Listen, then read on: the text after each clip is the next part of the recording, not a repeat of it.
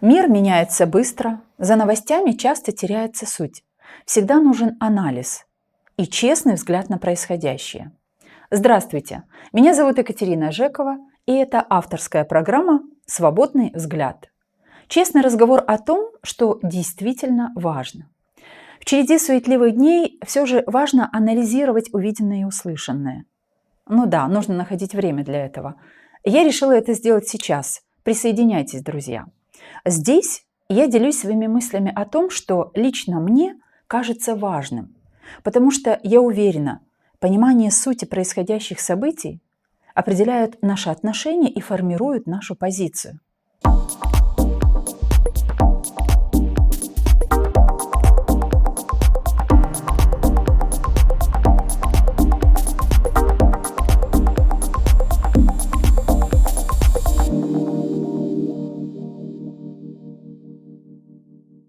Анализируя деятельность политика и бизнесмена по имени Дмитрий Константинов, сложно отыскать что-то такое, что само говорило бы за полезность его действий обществу.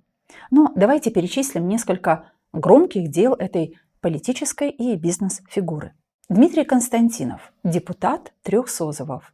В одном из них он был рядовым депутатом, а в 2 других возглавлял законодательный орган автономии, и все время его руководства в НСГ были скандалы, интриги и разборки. Да-да, разборки, доходящие даже до драк. Чтоб ты знал, если ты нападешь на должностное лицо, парень, у тебя будет статья от 4 до 8 лет. Вот это способно заяву писать, башка сейчас статья. Şeytansın siz de bizi konuşuyorsunuz. Sen şeytansın mı? Sen şeytansın zayağı kapağızını. Ben senin için konuşurum. Ben senin için konuşurum. Dava. Ya git ya burada yine bak. Ya burada yine bak.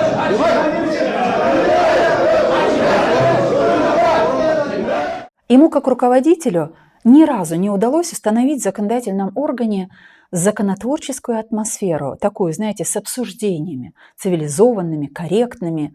И поэтому общеизвестные пословицы «рыба гниет с головы» или «не по сеньке шапка», мне кажется, вполне себе дают характеристику политическому лидеру Константинову.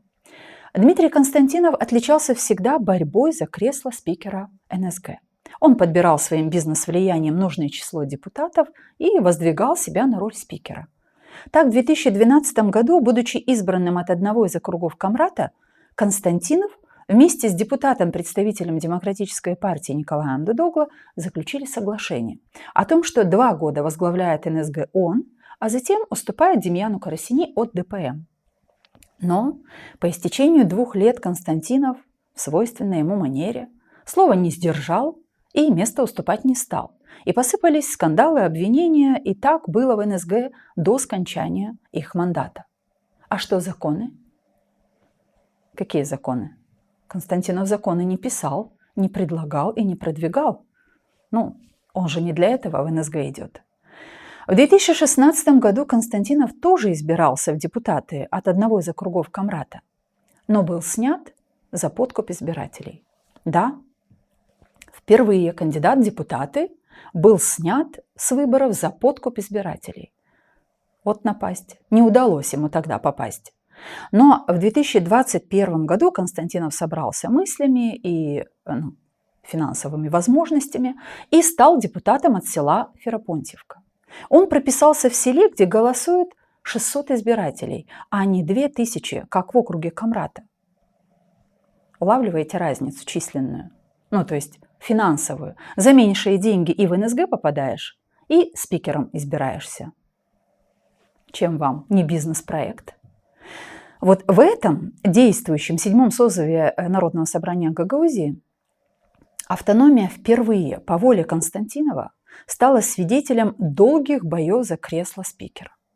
Свою амбицию стать спикером НСГ он удовлетворил с какой попытки, думаете? С 1-й? С 5-й? Нет. С 15-й попытки он все же избрал себя спикером НСГ, и никаких обязательств по анализу имеющихся законов, по написанию новых он на себя не брал. А зачем? Но, правды ради, нужно сказать, что он является автором закона об упразднении Центральной избирательной комиссии Гагаузии. Вот так. Разрушать, говорят, не строить. И это, по-моему, очень по-константиновски. Вот был ЦИК и нет ЦИКа. Должны были быть выборы, а нет выборов. А еще Константинов во время работы спикером НСГ разбил 2 служебных автомобиля.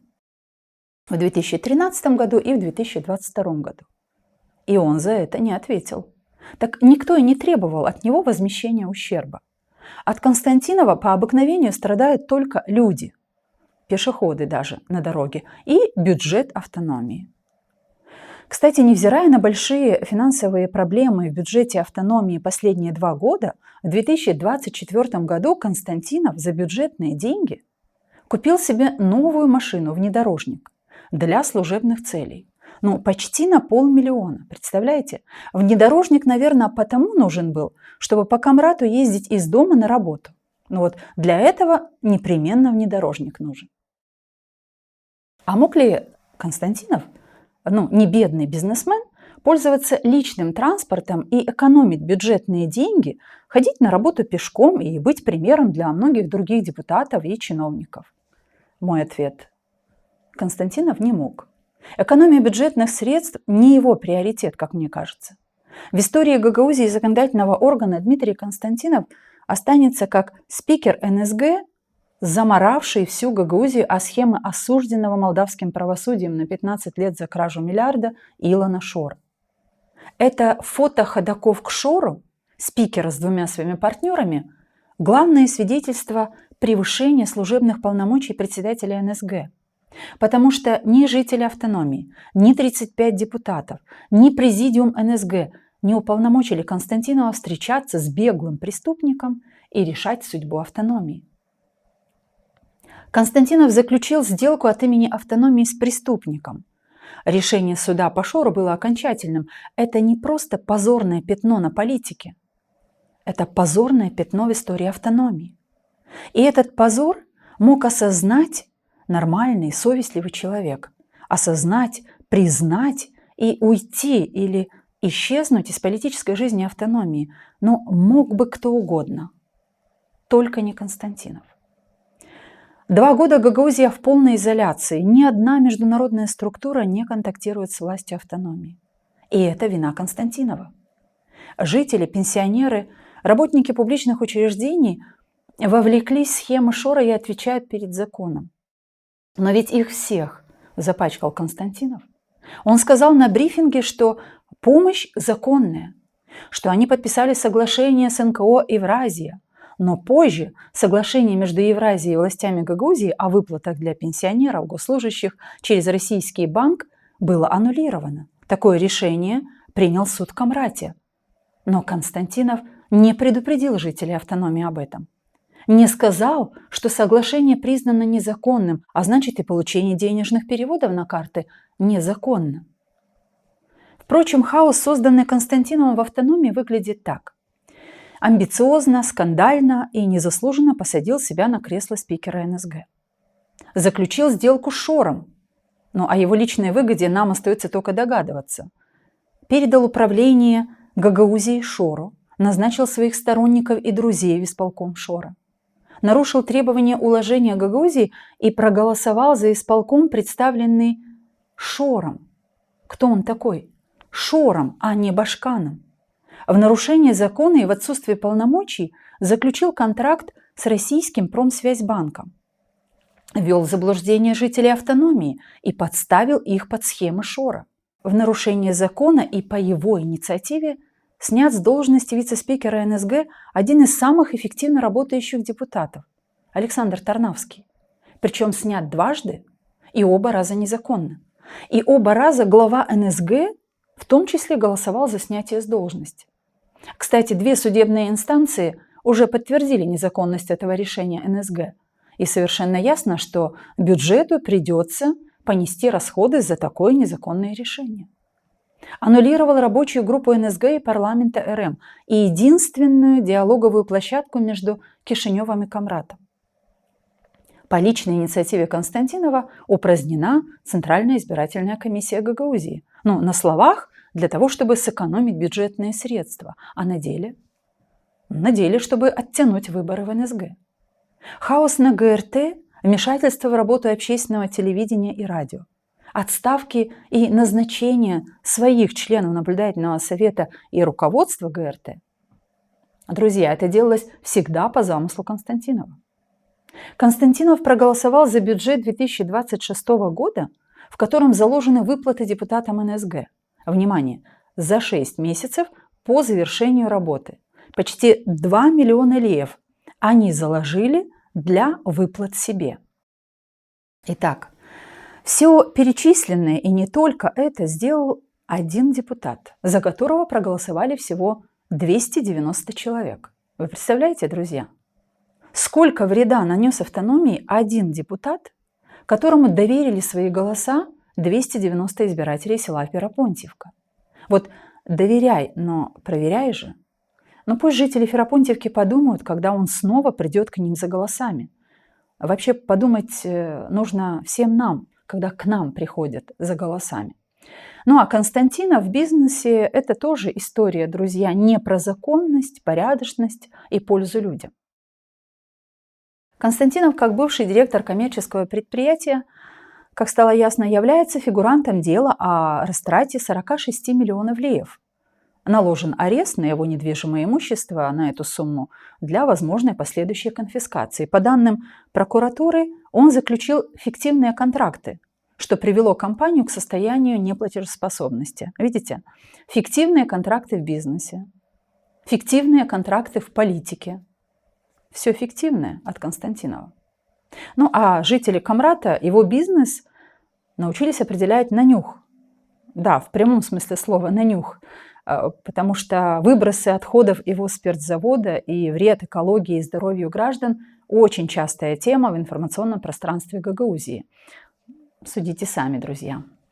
Но на протяжении 12 лет в НСГ, а именно столько он был депутатом Народного собрания, Константинов сделал еще кое-что, до чего никто из спикеров и депутатов не додумывался. Он недавно объявил о своей отставке с помпой, с гордостью и сделал именно тогда, когда завершился срок его мандата. Просто законно завершился срок его мандата. И тут же со свойственной ему хитрецой добавил: у меня вообще-то есть еще 90 дней неиспользованного отпуска, так что я пока займусь своим здоровьем. Ну, что касается моей отставки председателя Народного собрания, сегодня только что президиум прошел, и я обратился к президиуму, президиум поддержал мое заявление об отставке. Хочу просто сказать, что всем, чтобы было ясно, что никакого давления ни с какой стороны абсолютно на меня не было. Никаких указаний, ничего. Я просто решил заняться со своим здоровьем, тем более, что у меня 90 дней неиспользованных отпускных дней. Поэтому я займусь пока здоровьем. Вот так. Поняли? Кому что нравится, то и выбирайте. Кому отставка, кому уход в отпуск. Кстати, по закону отпуск госслужащий обязан использовать ежегодно, а не накапливать его. И тут, как мы понимаем, Константинов снова нарушает закон. Фактически заявление об отставке, друзья, это отпускные за 90 дней и 6 заработных плат по завершению его мандата.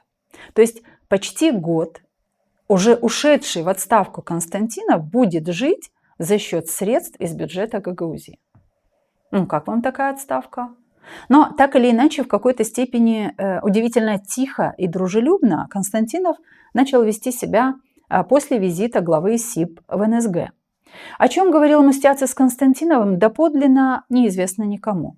Но после его визита Константинов, или правильнее, у Константинова что-то поменялось. И он публично признал, что он за диалог, что все равно нужно говорить с Кишиневым, что мы живем в одной стране, и у нас, у гагаузов, нет другой родины, только Молдова. А участие Константинова в передаче на ТВ-8, по-моему, и вовсе разобрали по фразам все СМИ Молдовы. Спасибо журналисту Анатолию Голя. Мы все услышали из уст Константинова, как он оправдывался, что поехал к Шору после выборов Башкана потому, что понял, цитирую, «центр принятия решений в Израиле». Он признал, что Гуцул не могла и ничего не решала. Как он отрекался от Шора.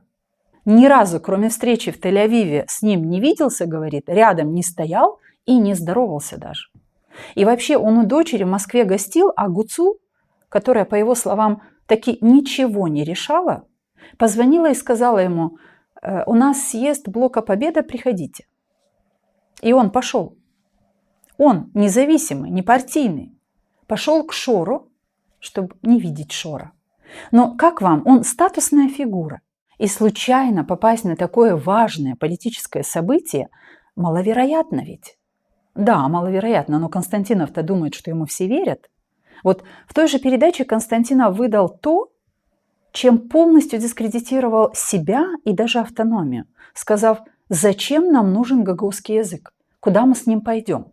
Нам нужно учить молдавский. Ну, безусловно. Государственный язык нужно знать гражданам страны, всем и каждому. И здесь он прав. Но ни разу за 12 лет от него, как от депутата, от спикера НСГ, мы подобного не слышали. Ну а сказать такое про гагаузский, что он не нужен, это означает, что этот политик, этот человек не имеет никакого понимания сути существования автономии. Разве не так? И много всяких глупостей и вранья наговорил еще человек с сединой на голове, мужчина в солидном возрасте, политик, возглавляющий одну из главных ветвей власти автономии. Натворил, наговорил, а потом решил: все, пора о своем здоровье подумать. Интересно. Но все же, чтобы создать цельный образ политика Дмитрия Константинова, друзья, не нужно многих и долгих изучений его полезных дел. Уточню, как политика. Их просто нет. Лживый, хитрый, лицемерный, меркантильный политик, решивший положить на кон гагаузскую автономию, чтобы получить свои яблочки от Шора. Но план двух шулеров потихоньку начал сдуваться, и хитрый лис понял, что надо что-то делать. Заявление Константинова о том, что Михаил Влах ему уже не друг, и что выборы в Молдове завершились, цитирую, парламент избран, есть победитель, и нужно идти с победителем. Кажется, такие откровения говорят обо всем. Вернее, хорошо раскрывают сущность политика Константинова. Итак, обманутые Константиновым жители автономии остаются со своими проблемами, с протоколами, штрафами. И имиджу автономии нанесен, на мой взгляд, смертельный удар, и это сделал он, Константинов, или в первую очередь Константинов, потому что если бы он и Народное собрание Гагаузии под его руководством, как прописано в законе, осуществляли бы контроль действий исполкома, они слились бы в один орган, курируемый Шором, то не допустили бы этого позора, финансового позора, политического коллапса в автономии. И вообще, за красивыми словами о справедливости, о защите автономии, об экономии бюджета всегда скрываются личные финансовые интересы политика Константинова. Еще такая мысль, друзья. Вот Евгения Гуцул в тюрьме и ждет решения суда. А почему Константинов в Москву с Гуцул ездил, а в 13-й тюрьме ее не навестил, не стоял рядом с протестующими у тюрьмы? Почему правоохранительные органы штрафуют жителей автономии, но у них нет претензий к Константинову? Почему некоторые гагаузские политики под санкциями европейских стран, а Константинов нет? Он замешан во всем и защищен? А что, так можно?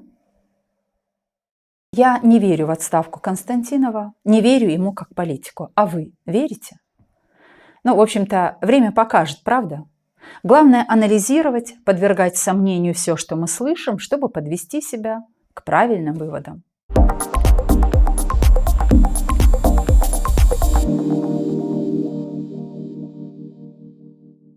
Возможно, вы не согласны с моими взглядами, оценкой происходящего и моими выводами, но я уверена, вы тоже размышляете, анализируете и делаете свои выводы. И это правильно, друзья. С вами была я, Екатерина Жекова, и это был мой свободный взгляд. Делитесь своим мнением в комментариях, и пусть комментарии перейдут в дискуссию, друзья, здоровую, корректную, потому что именно это нужно нашему обществу. А еще ставьте лайки и подписывайтесь на наш канал в YouTube Gagauzy Media. Ваша активность помогает продвижению нашего проекта. Ну а пока до встречи!